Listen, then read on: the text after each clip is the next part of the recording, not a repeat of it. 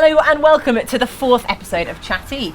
But this is our first episode where we're doing a bit of a post-race analysis on the Season 2 race we had in Beijing last weekend. This is also the first episode we're doing in our Formula E garden, so welcome. It's all green here actually, isn't it? It is all green, as always. Hey. Now, there was kind of a bit of air of concern, I suppose, about the second season. You know, was it going to be as good as the first season?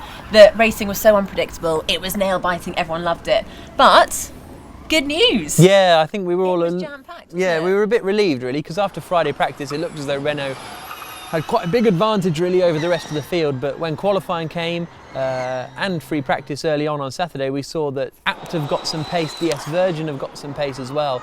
But ultimately in the race, it was Sebastian Buemi who hooked up all weekend really. He took pole position, fastest lap and the race victory, which I think is the first time we've seen that happen in Formula E history. So a superb performance from Buemi, but there are drivers out there that can stop him. De Grassi in particular had a good race. And also the DS Virgin team, I'm still waiting to see more from them because Jean-Eric Vergne screwed up his qualifying lap, for want of a better phrase, having a massive lock-up down at turn 1.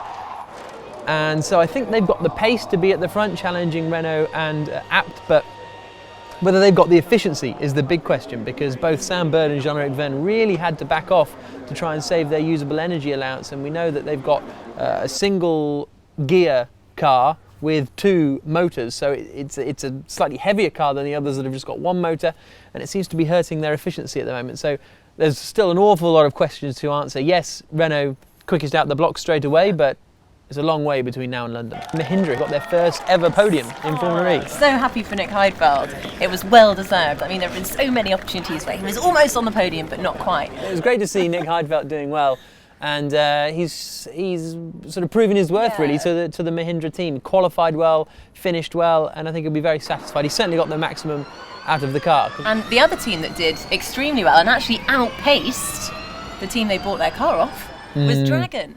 You know, because they're running the powertrain that they bought off Venturi, who are real experts in the electric vehicle market. And Dragon had a great weekend. I mean, there was an interesting point, but they fortunately didn't run each other off the track and finished in 4th and 5th. Yeah, no, there was a moment where obviously Loic Duval had been held up behind Heidfeld for a couple of laps. And D'Ambrosio's coming up and he thinks, oh, I'm way quicker than these guys, and just hurls one up the inside into turn 16. I mean, it was absolutely bonkers. But they both got away with it and managed to squeak through the corner okay. But it's an interesting comparison between Venturi and Dragon, because Venturi are the experts fundamentally in building these electric vehicles. They've got the land speed EV record and all that kind of thing. But Dragon, of the two, are the racing team. And so it sort of makes sense that Venturi have built a great EV powertrain, but Dragon are the ones who know how to race it. And then we're off to Malaysia next week, which is really, really exciting. Although the race format takes up a slightly different structure, because obviously in Malaysia there's the risk of these horrendous typhoons in the afternoon and torrential rain, and they've actually shifted the race back a couple of hours, which they did last year as well. So the race will be starting at 2, and we've only got 1 practice session, which, I don't know, you know, now that qualifying is also, there's a lot more pressure on qualifying, do you think that means that the drivers are now going to only have 1, practice qualifying lap, which means it's going to be even more intense for them? Yeah, I think it is going to be really intense actually, especially the qualifying session, as you say. Now that it's this 1 lap sort of shootout, already the drivers are struggling with it in Beijing because they only got 1 lap, but they'd even had a session on the Friday as well to get prepared for that. So I think it's going to be very entertaining, and as you say, the race gets underway 2 hours earlier, which also means we're in the bar 2 hours earlier, so there's swings and roundabouts. The favourites probably going into the weekend has to be Sebastian Buemi, because he was absolutely superb in Beijing. Who did you predict to win the race? I genuinely can't remember. If you're stitching me up, I honestly can't remember. Definitely stitching. Okay, who did I say? I can't remember who you did, but I said. Oh, but you said Buemi. Oh, okay, okay. So you're not stitching me up. No, I'm just making myself look good. Okay, well done. I think I might have gone for Jev. I think I might have gone for Jean-Eric Vergne actually. You might have done. Or was that Dario? Whatever happens, anyway. I was absolutely wrong. And so for this race, I'm going for Sebastian Buemi to win in Malaysia. I'm going to go for Jev. Tickets are also on sale if you do live in Malaysia. Please come and join us. It was amazing, actually, quickly before we finished, to see how many fans came down to Beijing. There were so many fans showing their support for the drivers.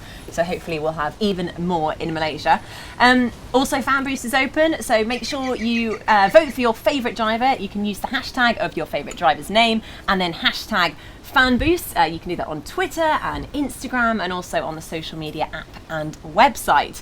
Also, if you've got any questions for us, either write them in the comments below or put them on Twitter and use the hashtag #ChatE, and then we can keep an eye out for them. Yeah, absolutely. So, 7th of November, the next race, and it's going to be great. Yeah, excited. Hi, my name's Oliver Turvey. I race for NEXTEV TCR, and welcome to our garage.